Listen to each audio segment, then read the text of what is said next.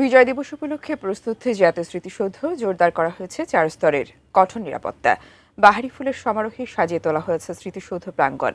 এ বিষয়ে বিস্তারিত জানাতে যুক্ত হচ্ছেন সাভার প্রতিনিধি কামরুজ্জামান। আগামীকাল মহান বিজয় দিবস উপলক্ষে কেমন প্রস্তুতি দেখছেন সাভারের স্মৃতিসৌধ প্রাঙ্গণ থেকে জানাবেন।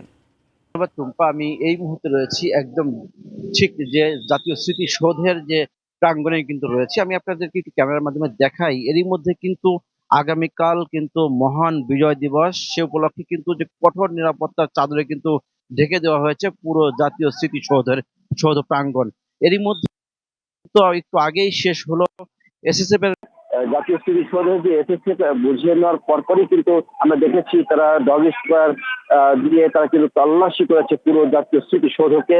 কোথাও কোনো অপ্রীতিকর ঘটনা এড়াতে তারা কিন্তু জোরদার করেছে 4 স্তরের নিরাপত্তা। এছাড়াও এখন কিন্তু পরিপূর্ণভাবে প্রস্তুত রয়েছে জাতীয় স্মৃতিসৌধ।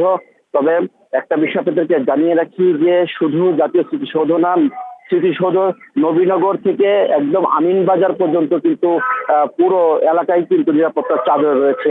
এছাড়াও আমরা দেখেছি যে সকালবেলায় সেনাবাহিনী এছাড়াও আরো অন্যান্য যারা গোয়েন্দা সংস্থার বিভিন্ন দপ্তর তারা কিন্তু এখানে এসেছে এবং তারা পরিদর্শন করেছে এবং জাতীয় স্মৃতিসৌধ এখন পরিপূর্ণভাবে নিরাপত্তার চাদরে ঢাকা রয়েছে।